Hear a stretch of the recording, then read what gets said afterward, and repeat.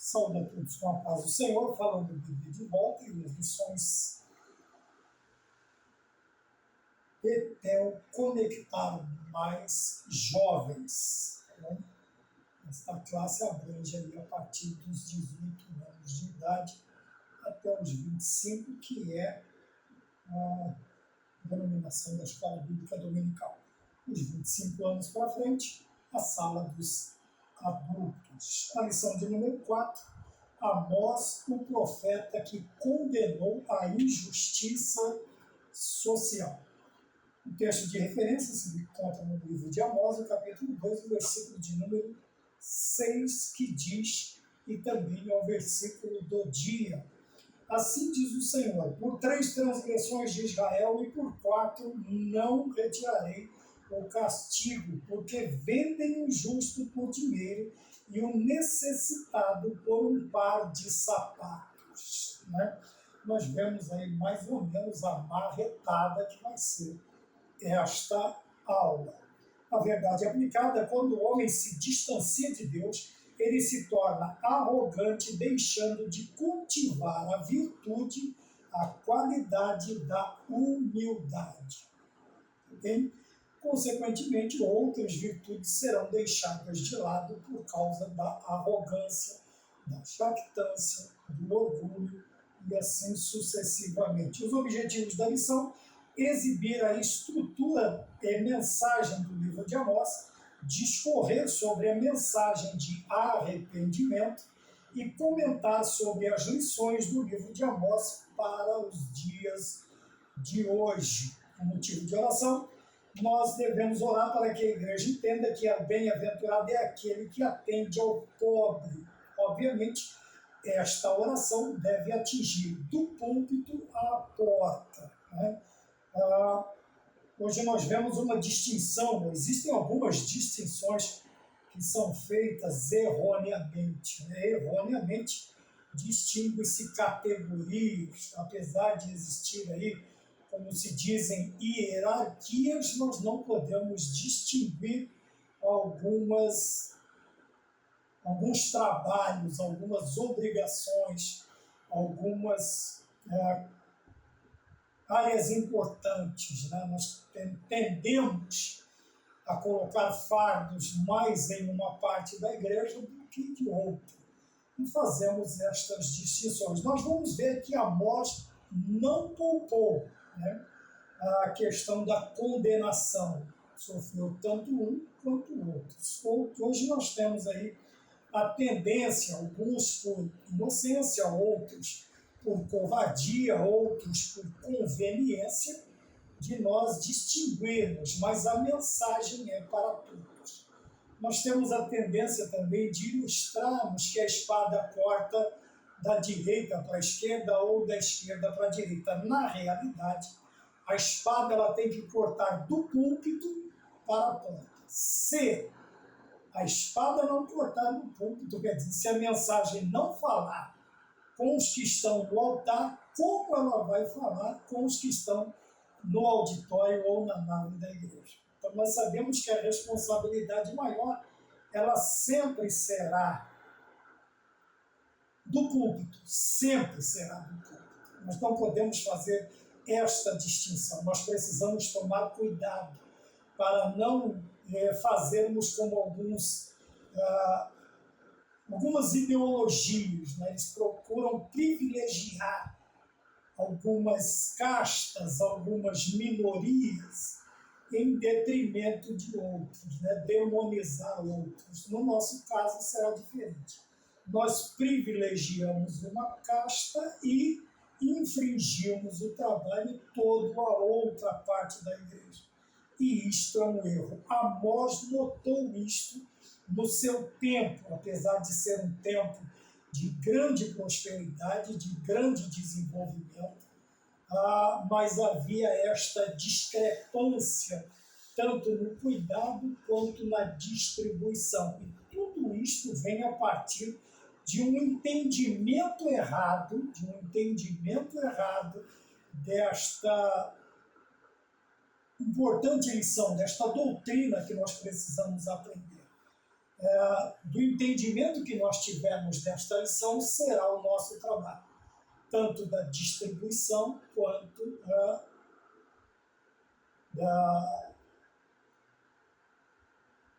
do privilégio que nós entendemos ter, tá bom? Na introdução nós já vemos aqui o profeta Amós não se furtou de apontar a iniquidade contra aqueles que oprimiam ou ignoravam os necessitados, tá bem? Também não podemos ter aquele entendimento que tudo deve ser voltado para esta área, tá bem? Em todas as áreas nós temos necessidades. Uma coisa é ter necessidades, outra coisa é ter necessitados. Necessidades nós falamos de coisas que precisamos. Necessitados nós falamos daqueles que precisam, tá bem? E existe aquele meio termo em que nós precisamos cuidar tanto de um quanto de outro. Amós, então, ele não fugiu a esta responsabilidade. Pelo contrário, ele pregou, ele ensinou, ele exortou, ele chamou a atenção e isto fez com que ele fosse desprezado e ignorado. E a maioria dos que agiam ou todos os que agiam desta forma, resistiam à sua mensagem profética. Tá bem? Mas apesar de todas as dificuldades, reiteramos a ideia de que ele não se furtou a responsabilidade, ele não deixou de exercer. Apesar de todos os pesares, ele realizou o seu ministério muito bem. Como diz Paulo, chama a atenção de cumpre cabalmente o teu ministério. Então Amós cumpriu cabalmente o seu ministério. Quando ele inicia o seu ministério, quando ele é interpelado por aqueles que resistiam à sua mensagem, ele diz, olha, eu não sou profeta, não sou filho de profeta, sou boieiro e cultivador de sicômoros. Veja que ele apresenta a sua credencial dizendo, mas, porém, contudo, entretanto, eu estou aqui porque Deus me tirou de trás do gado. O Senhor me chamou.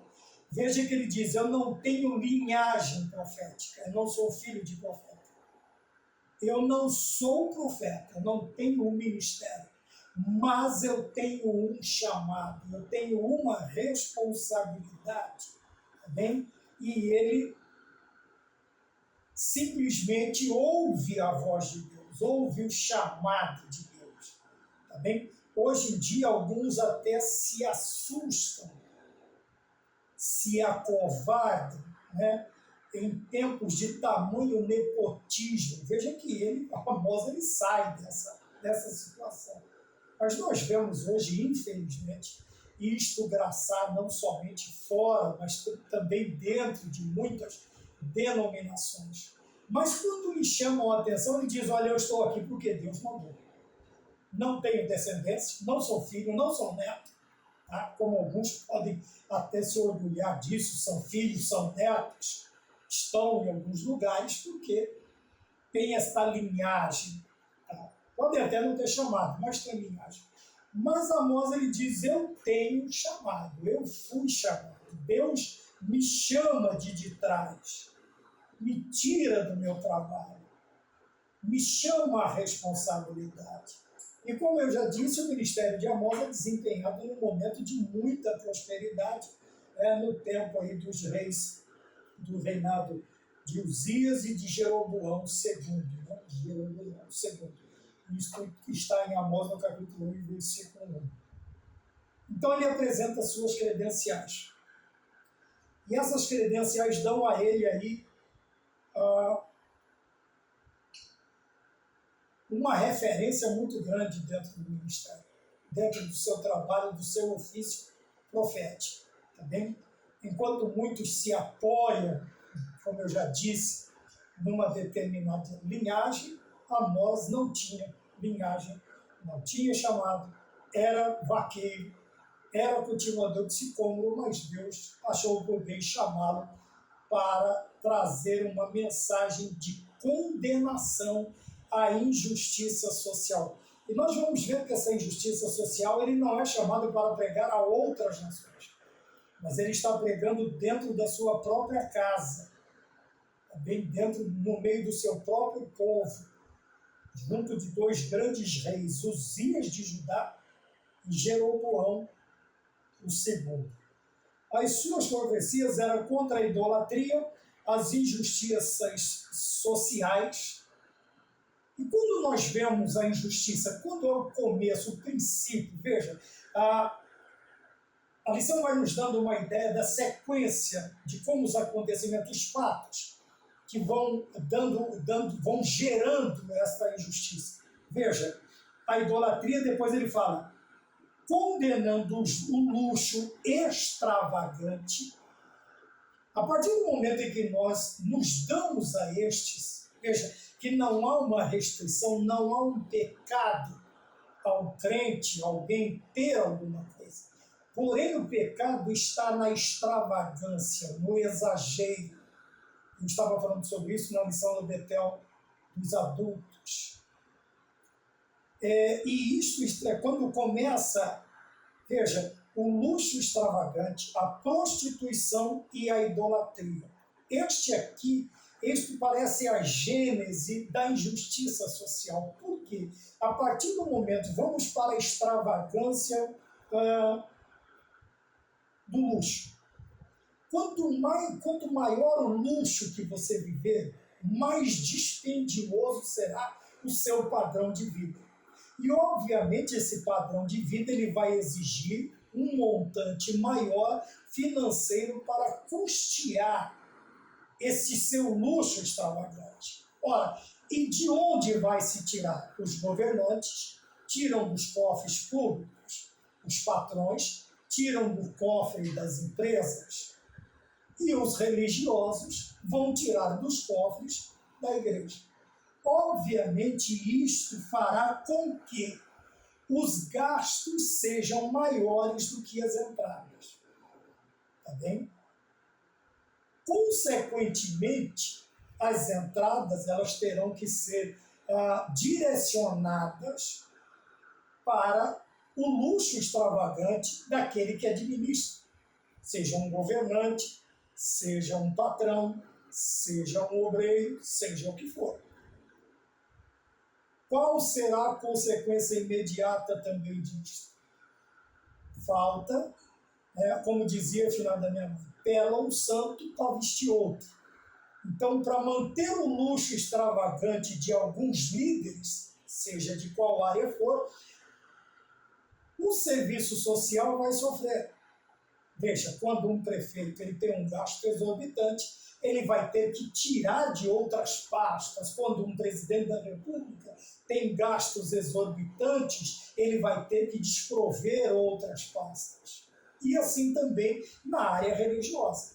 Quando há um descontrole, uma extravagância, outras áreas sofrerão. E geralmente eles vão pensar naquela área, vamos lá, já que estamos falando de nós. Quem é que sofre primeiramente com isto? Missões, evangelização, assistência social. Por quê? Porque isso vai virando uma bola de neve.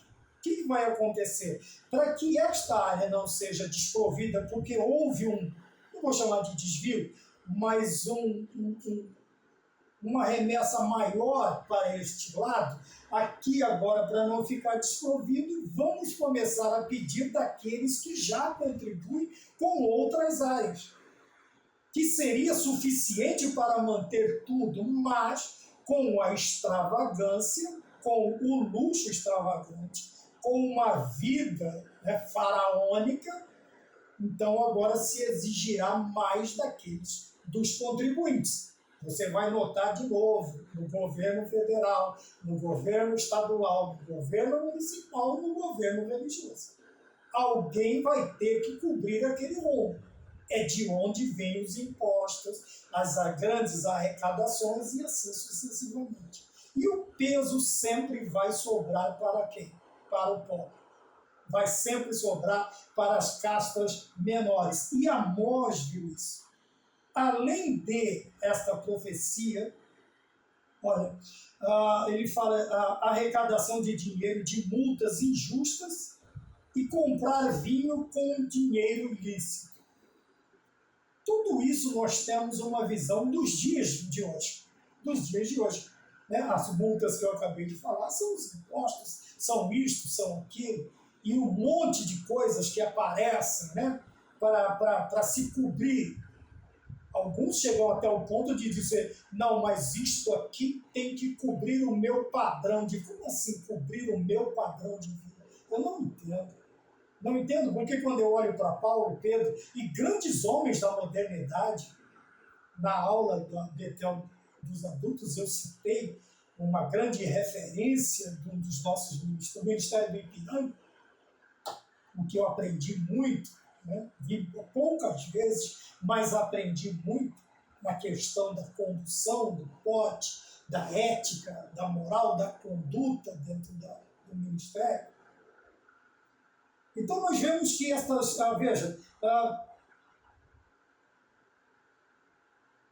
o povo, ele começa, logicamente que o povo, sabe aquele ditado do futebol, segue o líder, aquela brincadeira? O povo vai fazer a mesma coisa. E o povo também passa agora a adorar outros deuses, a praticar as impurezas sexuais, a receber dinheiro de multas injustas. Né? Lembra que no Novo Testamento, os cobradores de impostos, nós temos lá, né, alguém que promete devolver 4 vezes mais. Mateus, Levi era um cobrador de imposto. E esses publicanos, eles eram perseguidos, odiados. Tá? Porque tinham ainda a justificativa de dizer, eu estou cumprindo ordens, eu trabalho para um determinado órgão. Mas mesmo assim o povo olha para quem está na frente dele, não vê quem está por trás de tudo isso. Então nós precisamos entender que as profecias de Amós, elas vêm justamente contra este tipo de coisa. Que quando olhamos para os nossos dias, não é diferente. Eu sei que muitas pessoas vão se sentir incomodadas, mas nós precisamos, e eu estou enquadrado nisso, eu preciso aprender com Amós, eu preciso aprender com a... Né? Ele também falava contra o que? A religiosidade vazia. Veja, denuncia o rompimento dos líderes religiosos com a violação da lei de Moisés. Obviamente que para infringirmos uma lei, nós precisamos criar outras. São chamadas, sei lá, PLs, emendas, isto, aquilo, adendos, não sei como é chamado. Mas para se substituir uma lei de verdade, é preciso criar outra. É preciso criar outra. E para criar outra, você tem que romper com as originais. E a liderança deste tempo, os líderes religiosos, eles tinham uma clara violação com as leis de Moisés, com as leis que já regiam Israel desde o princípio. Quando olhamos para os dias de hoje, não é diferente. Nós vemos isso, nós temos estes vários quadros, não é um quadro só, são muitos quadros em várias áreas sociais. Nós vemos na nossa nação e em outras nações. É comentário aberto, ninguém está falando de nenhuma novidade. Mas nós precisamos tomar cuidado, porque ele denuncia esse afastamento, esse desligamento desses líderes religiosos com a lei de Moisés. Obviamente, para se corromper uma lei, eu preciso como se fosse uma mentira. Né? Uma mentira e uma outra mentira, ele tem que inventar outra e esta bola de neve. Para romper com uma lei original, séria, justa, eu tenho que inventar, criar meandros, cortar caminhos, né? Atalhos, criar atalhos para dar um entendimento, ainda que inverídico, injusto, como diz o amigo meu, eu vou citar de novo, às vezes não é ilegal, mas é imoral, meios imorais, para estas cobranças, este rompimento, esse desligamento, esta religiosidade vazia. E não é poucas as vezes que nós vemos aí exegeses novas, novos paradigmas, tentando, né, refazer a Bíblia, refazer as leis, dar um entendimento diferente, uma compreensão diferente das doutrinas, das leis, dos mandamentos, nós falamos sobre isso no trimestre passado, na Betel Dominical, sobre os 10 mandamentos, e nós precisamos inventar leis, burlar leis, dar entendimentos esdrúxulos à lei. E Moisés e Amós era contra isso. Veja, os sacerdotes estavam se empregando de suas funções para tratar de seus próprios interesses, para enriquecerem à custa do povo. Dá a impressão que Amós escreveu ontem, né? Escreveu ontem e nós estamos pregando hoje.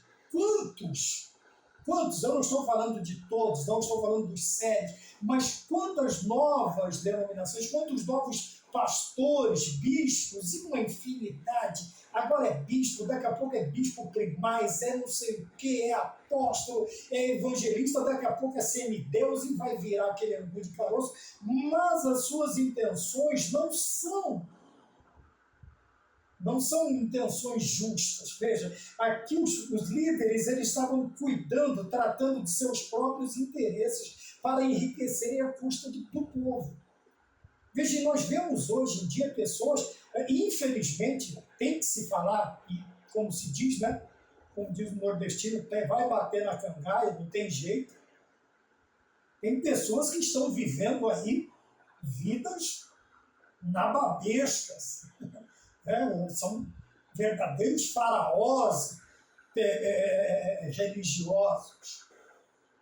Pessoas que enriquecem de uma maneira e de uma hora para outra, da noite para o dia, e eles, sabe, tudo isso à custa de brincar com a fé, de brincar com a inocência, com a ingenuidade de muitos cristãos genuínos, mas por não conhecerem as Escrituras, andam atrás desses roubadores da fé. E Amós era contra isso. Veja, os sacerdotes que estavam se empregando de suas funções sacerdotais, pastorais, ou que quer que sejam, para se enriquecer às custas do povo. Bem, nós vemos aí, alguns aparecem, daqui a pouco já, sei lá, aí é deputado, é senador, é não sei o quê. Desde que não seja pastor, se envolva com o que você quiser. Mas o pastor ele tem que se envolver com a palavra e com a oração. Foi o que Pedro disse. E nós vemos hoje pessoas que têm cargo, têm direção, aí estão na frente de igrejas imensas, mas estão em Brasília, ou estão na Câmara dos Deputados, estão na Câmara dos Lordes, como dizem os ingleses, né? Estão ali, só não tem tempo de cuidar das ovelhas. E quando aparece ali, né?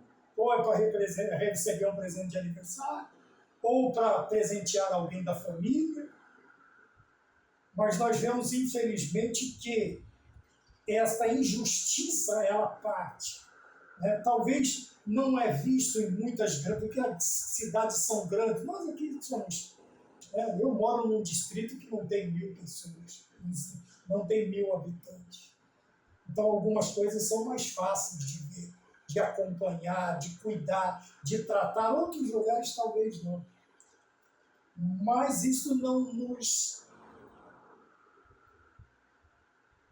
tira a responsabilidade de praticarmos a justiça social. Veja, a iniquidade prevalecia entre a liderança religiosa que se ocultava atrás de uma falsa moralidade e uma espiritualidade oca, apresentando cultos que não apraziam mais ao Senhor. Quantas vezes nós vemos Deus dizendo assim, eu não quero mais as luas novas de vocês. Eu não quero mais as festas, eu não quero mais os jejuns de vocês. Isso fere as minhas narinas, irrita. O sacrifício de vocês não sobem mais como cheiro suave, irrita as minhas narinas. Uma determinada parte a Bíblia diz assim, como um crepitar de espinhos no fundo de uma panela, assim é o louvor na boca do ímpio. Uma coisa interessante. Sabe, ao invés do louvor agradar aos ouvidos de Deus, você já viu passar bombril no fundo de uma panela, espinho, aquele barulho irritante que dói, o giz raspando, é mais ou menos aquilo. E muitas vezes nós nos escondemos atrás desta aparência, destas formalidades, destas legalidades, e nós achamos que estamos prestando um culto a Deus. E neste tempo eles estavam assim, precisou Deus levantar, tirar lá de trás do gado Amós e fazer o quê? Trazer ele, dar uma mensagem a ele de denúncia do pecado. Né? Então, ele vem, apesar de ele ter a responsabilidade maior de pregar para as 10 tribos do norte, mas ele também prega. Quer dizer, ele prega então para as 12 tribos, para Israel completo, sem uma divisão política, vamos dizer assim. Deus não via Israel como uma divisão, apesar de ter os reinos do norte, os reinos do sul, 10 para cima, 2 para baixo. Não, Deus olha o seu povo, ele não vê as divisões que nós criamos, as separações que nós criamos. Deus não enxerga da maneira como nós enxergamos. Deus sempre vai nos ver como um povo só, sem barreira. Para isto, Cristo morreu na cruz. O seu sangue, a sua morte, ela veio para derrubar as barreiras. Não há mais judeus e não há mais gentios. Agora somos um povo só. Não há mais a separação. Veja, derrubou a separação entre homens, derrubou a separação entre Deus. O pecado fazia separação entre nós e o nosso Deus, como diz Isaías. Mas o sangue de Jesus Cristo derramado na cruz do Calvário derruba esta diferença, nos religa. Como disse Tiago, a verdadeira religião nos liga novamente com Deus. Então não há mais barreiras, mas nós temos a tendência de criar divisões, hierarquias e isto e aquilo, e, sabe, nos apoiamos nesse tipo de coisa. Então o profeta vem e esta denúncia contra o pecado, ele traz o primeiro chamado de um arrependimento. Veja, um chamado ao arrependimento. Por quê? Porque a espiritualidade era leviana, especialmente dos líderes. E como decorrência, as relações estavam marcadas por injustiças e corrupções comerciais. Tá? Agora fala da nação, num todo. Quando a nossa espiritualidade ela é falsa, ela é oca, ela vai fazer o que? Ela vai comprometer o nosso relacionamento humano, as relações humanas. E quando há esta corrupção nas relações humanas, haverá o quê? A primeira coisa que vai aparecer são as injustiças, tá bem? Sociais, nas suas várias formas. Aqui há um relacionamento com o comercial. Veja, corrupção comercial.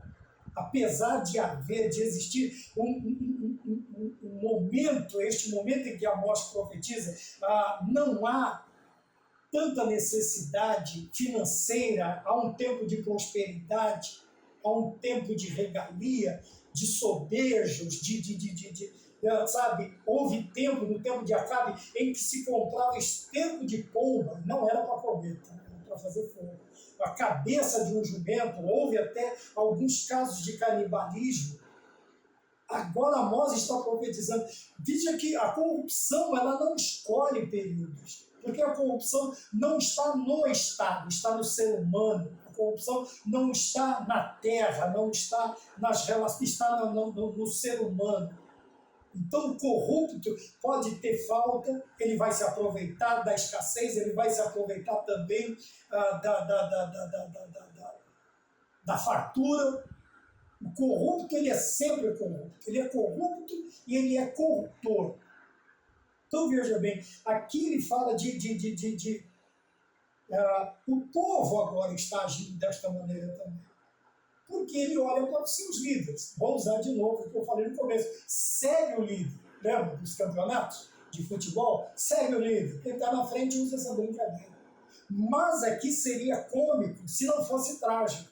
A questão é que o povo sempre vai seguir. Ele sempre vai copiar, vai imitar os seus líderes. Será muito pouco o número daqueles que não vão fazer, por causa de sua ética, de sua moral, do seu comprometimento com Deus, com as Sagradas Escrituras, com as leis de Deus. É muito pouco o número que se manterá incorruptível, sabe, imaculado, é muito pouco, mas sempre vai existir. Tanto é que Elias, quando vai fazer uma reclamação a Deus, ele disse, calma, ainda tem 7.000 que não se dobrou. Veja, sempre haverá um remanescente.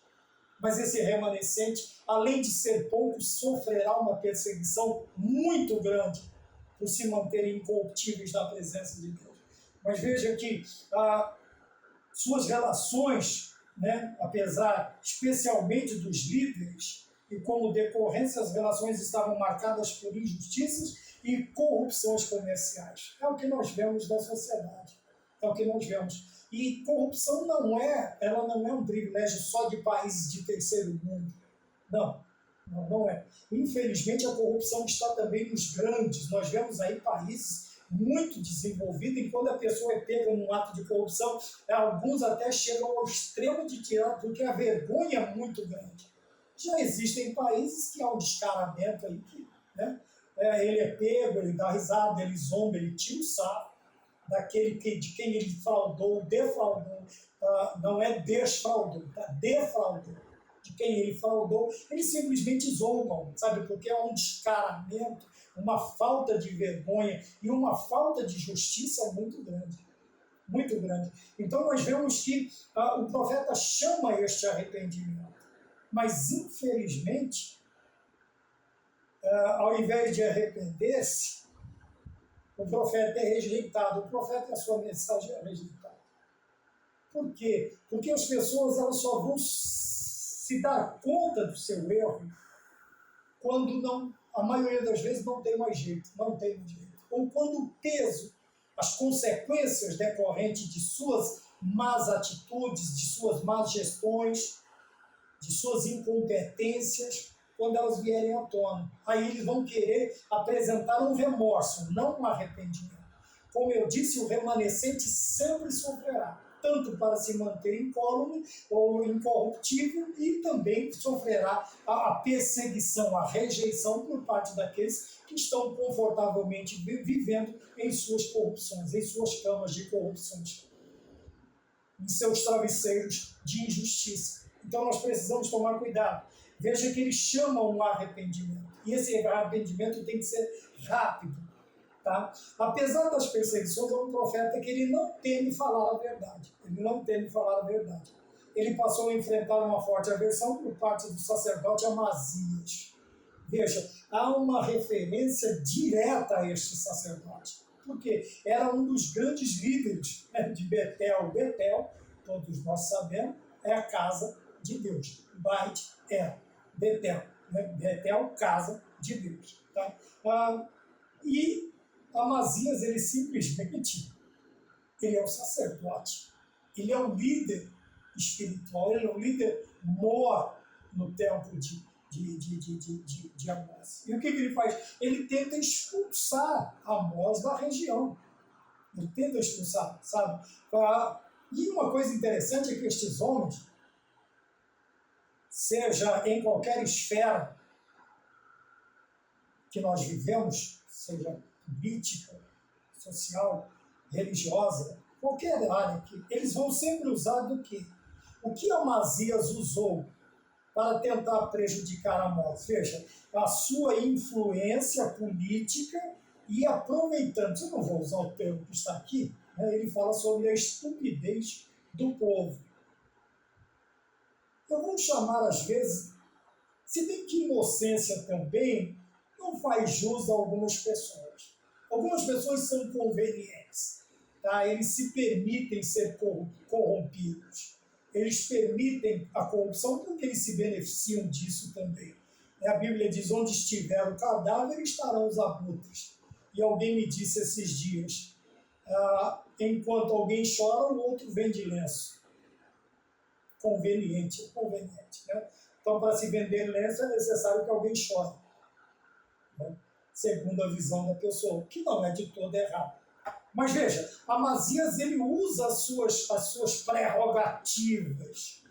Ele é sacerdote, ele é político, e ele sabe que o povo é volúvel. Então, o que eles vão fazer? Eles vão tentar levantar o máximo de pessoas possível. Veja o que eles fazem. Jesus dá pão, Jesus dá vista aos cegos, ressuscita mortos, restaura coxos, liberta endemoniados, multiplica peixes, multiplica pães, mais uma meia dúzia de líderes religiosos conseguem levantar esta turba e, ao invés de agora dizerem Hosana, o que eles dizem? Crucificam. São os mesmos que comeram pão. São os mesmos. Talvez alguém ali era cego e agora via. Não estou falando que vamos fazer uma conjectura, sei lá, um pensamento, vamos exagerar. Muitos ali comeram pão, comeram peixe de multiplicação, participaram da pesca maravilhosa e agora estão mandando crucificar Jesus. Então Amazias ele também faz isso. Mas e não é isso hoje em dia. Quando nós vemos que alguns são pegos nesse tipo de coisa, o que eles usam? Está mexendo com a menina dos olhos de Deus. Não mexa com o ungido de Deus. E isso vai mexer com medo do povo, da população, do populacho, tá? da maioria das pessoas. Então eles se arvoam, se colocam nessas posições, eles usam de suas prerrogativas, eles começam a citar essas coisas, o ungido, a menina dos olhos de Deus, não toque no ungido de Deus. Ora, meu amigo, você também é ungido de Deus, você também é a menina dos olhos de Deus, nós somos as meninas, todos nós somos menina dos olhos de Deus. Ora, mas estas pessoas, eles tentam assustar. E o que acontece? Uma grande parte entra na história para defender esses tais. Agora sim, veja, por isso o escritor usa a palavra estupidez do povo. Não é que o povo é estúpido, pelo amor de Deus, mas veja, alguns eles defendem causas que são indefensáveis, mas eles são levados por emoção, por brio, por alguma coisa, mexem com o seu, com suas características. Nós vemos aí, quando há convocações de torcidas, convocações de partidos, convocações de religiosos, e as pessoas vêm para as ruas com um espírito belicoso, animoso, porque a palavra animosa você pode usar nos dois sentidos, a pessoa animada e a pessoa animosa de briguenta, né? A animosidade. Mas veja, isso mexe porque o povo ele é volúvel, ele é partidário, tá bom? Ele escolhe lados. E muitos nós temos muitos Amazias nos dias de hoje, que quando Amós profetiza, a primeira coisa que eles fazem, já que eles não podem destruir você, eles vão destruir a sua reputação, eles vão tentar destruir a sua reputação. Eles não podem destruir você. Eles não podiam destruir José, tá bom? Mas eles tiraram a túnica de José, mas José continuou o mesmo filho querido, o escolhido de Deus, aquele de quem os feixes se dobravam, as estrelas, o sol, a lua se dobravam diante dele. Ele continuava sendo José. Mas, veja, a mulher de Potifar tenta denegrir. Depois vem não sei quem, tenta denegrir. E tenta denegrir. Isso é tentar destruir reputações. Então, como a pessoa não pode destruir você, o seu nome, ele tenta destruir a sua reputação. E existem muitos Amazias nos dias de hoje. Tá bem? Tudo isto, o que ele vai gerar? Ele vai gerar o declínio social de uma nação. Né? Veja que quando nós pensamos na questão de certos abalos, de certas destruições, nós pensamos assim, no macro. Tem que acontecer uma explosão, vamos dizer assim, nuclear. Mas não, a partir do momento, nós começamos com indivíduos. E estes indivíduos, eles vão plantando, né, esses comportamentos, eles vão corrompendo bases, alicerces, colunas, que vão comprometendo uma construção chamada sociedade. Tá? Nós vemos que as grandes corrupções, as grandes destruições, elas não começam lá. Não, é uma coisinha pequena. Veja que o frutador ele não começa com milhões. Não, ele vai começar com uma moedinha desde a infância, uma moedinha, um brinquedinho, uma coisinha fácil que acha no quintal do outro, e ele vai ali, aquilo vai alimentando esta corrupção até ele se transformar no que ele depois do final, a menos que Deus entre na vida dele, ou que ele reconheça os seus erros, né? Mas a melhor forma é entregando a vida ao Senhor Jesus Cristo. Então nós vemos aí que como começa esses declínios, estas quedas, estes problemas, começam pelo indivíduo, pelo indivíduo. Eu gostaria de ler com você no livro de Jeremias, no capítulo 22 de Jeremias, 22, versículos 13 e 14, quando a visão do profeta com essa questão do declínio. Né? Veja, o profeta condena todos que se tornam ricos e poderosos à custa dos outros. A Bíblia nunca foi contra a prosperidade, contra a riqueza, nem todos nasceram para ser ricos. Alguns Deus escolheu, separou e preparou. Veja, que você até para ser rico ou para ser pobre, você tem que passar por um preparo. Você tem que ter um chamado, vamos assim dizer. Tá? Um não consegue viver a vida do outro, não tem como. Não tem como, tá bem? Aqui, a minha mãe dizia assim, é que nem aquela pessoa que nunca comeu mel, quando come se lambuza. Então, é aquele que nunca teve nada e quando tem, passa o pé pelas mãos. E aquele que está acostumado a ter, ele não vai conseguir viver na vida daquele que nunca teve nada.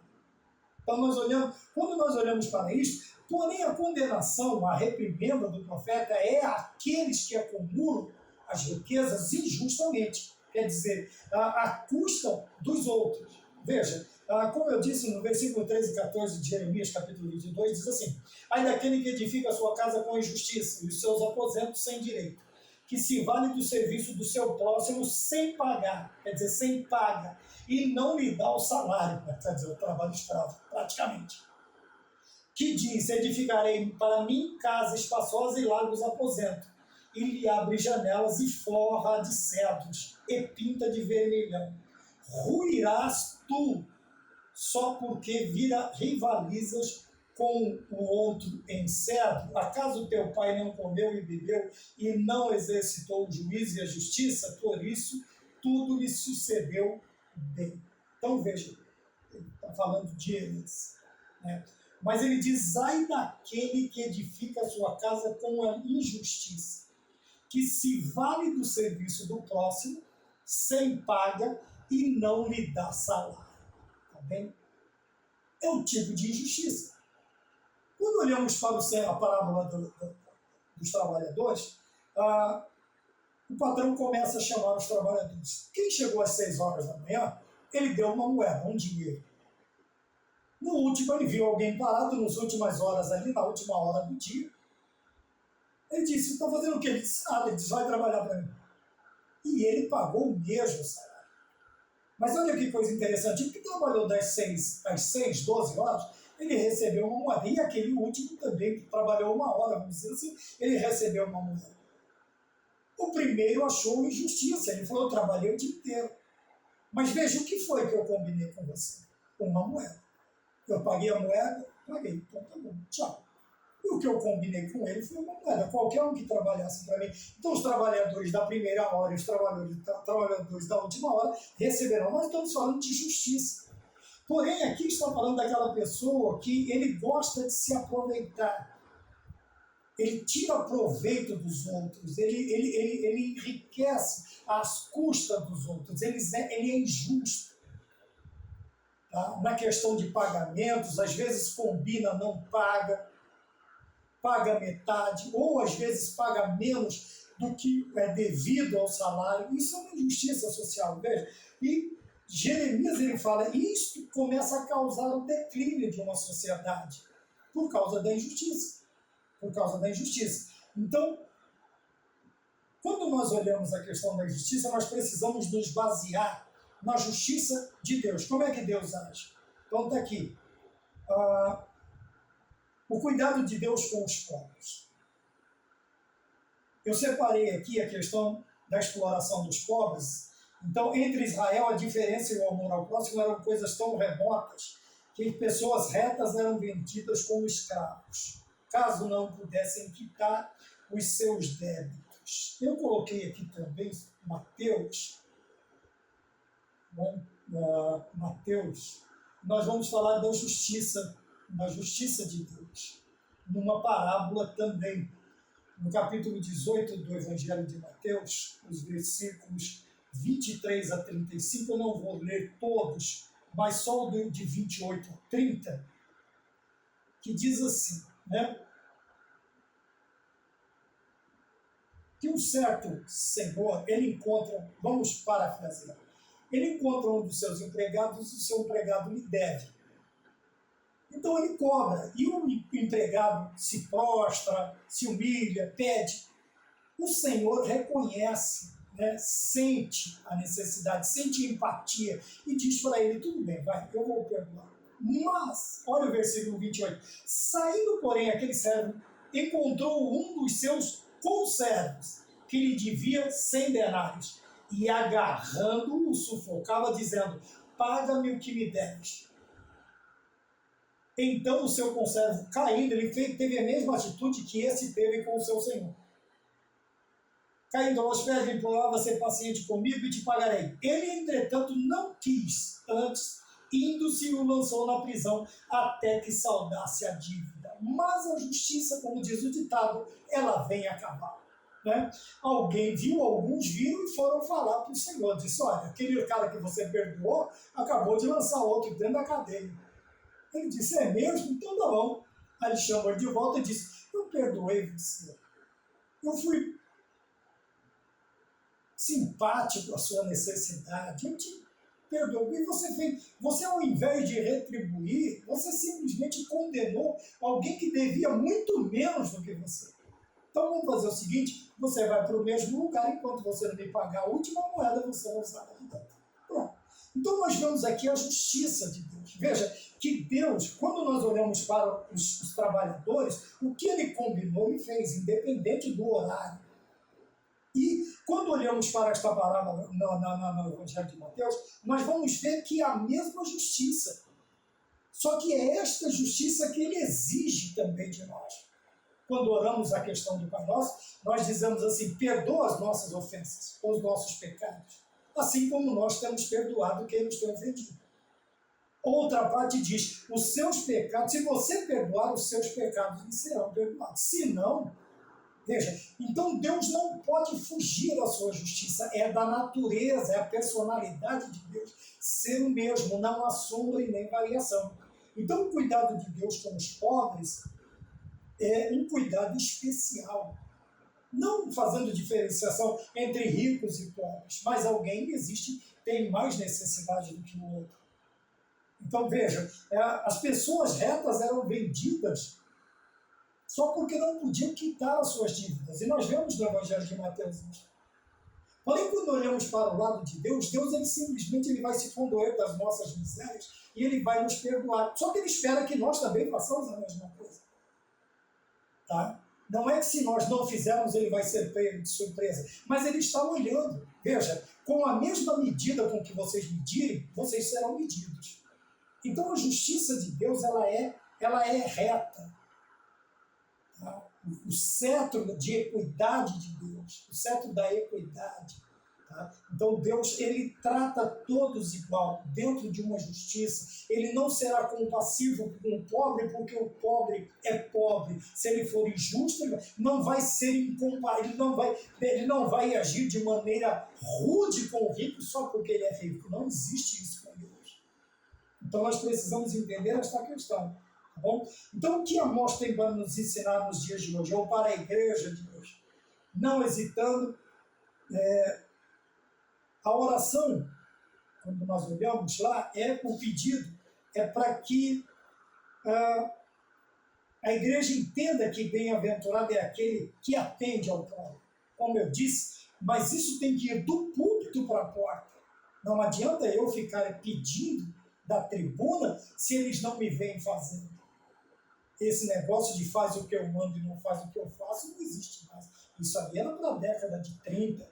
tá bom? 40, 50, tá, em algumas regiões do país, não são todas as pessoas desse tempo que faziam assim, mas uma grande maioria, e isso não pode ser o nosso costume, de maneira alguma. Pelo contrário, aquilo que vós quereis, que vocês querem que os homens vos façam, façais primeiro. Vocês devem fazer primeiro aos homens. Tá? Quando nós queremos ser tratados de uma maneira, nós precisamos tratar as pessoas, dar o exemplo. Nós precisamos agir desta maneira. Então, o que Amós tem para nos ensinar? Primeiro, nós precisamos pegar o exemplo de Amós e aplicar às nossas vidas em tempos de tamanha injustiça social em que nós vivemos. Tá? Eu não quero entrar em declarações piegas, eu não quero fazer palanque, não quero entrar nessa questão. Mas veja, nós precisamos, porque a injustiça social ela sempre graçou o mundo, desde que o mundo é mundo, desde que os primeiros seres humanos existiram, houve injustiça, tanto em qualquer área da sociedade. Então nós precisamos trazer o exemplo dele de servo obediente e, acima de tudo, de um servo corajoso, que não se eximiu da responsabilidade porque alguém mostrou o dente, porque a mazia se levantou. Não, nós precisamos combater, mas acima de tudo combater com palavras e com atitudes, fazermos a nossa parte para diminuir esta injustiça social. Tá? Não somente falando, mas fazendo, como Cristo fez. Né? Fiz o primeiro tratado, o Teófilo, né, diz Lucas, ao escrever Atos dos Apóstolos, daquilo que Jesus Cristo não somente ensinava, mas fazia, ou não somente fazia e ensinava. Jesus Cristo ensinava fazendo. Quando ele queria ensinar a orar, os discípulos acordavam e ele já estava orando. Quando ele queria falar sobre a importância de uma alma, ele já estava em Gadara. Quando o discípulo acordava lá, sei lá que hora que eles acordavam, Jesus Cristo já estava em Gadara, o endemoniado já estava liberto, vestido, conversando, parecendo um homem de bem. Tá bom? Então nós precisamos não somente falar, mas começarmos a agir, contribuir. Eu não posso mudar uma cidade, eu não consigo mudar o distrito que eu moro, tem 1000 pessoas, não dá para fazer, mas eu posso diminuir essa diferença, sabe? Uma família, 2 famílias, tá? Contribuir com assistência social para que a assistência social atinja mais famílias. Sabe o ditado? A música, uma andorinha sozinha não faz verão, mas quando nós nos unimos, nós conseguimos atingir um objetivo maior. Só que para isso eu preciso sentir a necessidade. Eu preciso, como Amós, me incomodar com a situação. Eu não posso me acomodar, eu tenho que me incomodar. E esse meu incômodo, ele tem que me levar a agir. Tá bom? Então, não hesitando em denunciar o pecado, a idolatria e os ricos que sufocavam os pobres sem misericórdia. Tá? Então, vejam bem. Ricos que sufocavam. Tá bom? Tem aquele outro tipo de pensamento político que não tem nada a ver. Como disseram os primeiros fundadores, os primeiros presidentes norte-americanos, um deles disse assim: você nunca vai favorecer o pobre empobrecendo o rico. Um precisa do outro. Né? Mas quando há injustiça, aí sim, quando há um sufocamento, a injustiça, o suborno, a corrupção, como ele diz aqui, olha, no versículo ele diz assim, né, estava lá em Jeremias, quando ele diz assim, se beneficia de um trabalhador, não paga o que é justo, ou nem paga, aí sim nós precisamos nos levantar. Não é porque qualquer uma pessoa que é rica que nós vamos nos levantar contra ela. Se ela trabalhou para isso, se alguém trabalhou para isso, mérito dela, meus parabéns, e eu vou tentar fazer a minha parte para viver também da melhor maneira possível, justa, reta e integralmente na sociedade em que eu estou inserido. Tá bom? Então nós vimos aqui Amós, o profeta, que condenou a injustiça social dentro da verdade aplicada, quando o homem se distancia de Deus, ele se torna arrogante, deixando de cultivar a virtude da humildade. Tá bem? E muitas vezes nós podemos estar distantes de Deus dentro da casa dele. Dentro da casa dele. Tá bem? Vamos tomar cuidado, vamos nos orientar, vamos ouvir Amós, trazer os seus ensinamentos para os nossos dias e vivermos da maneira mais justa possível dentro dos nossos limites. Amém? Que Deus nos abençoe e até a próxima vez que nós nos encontrarmos com a lição de número 5 da lição Conectar Mais Jovens da editora Betel, os profetas menores. Amém? Que Deus nos abençoe e fiquemos todos com a paz do Senhor.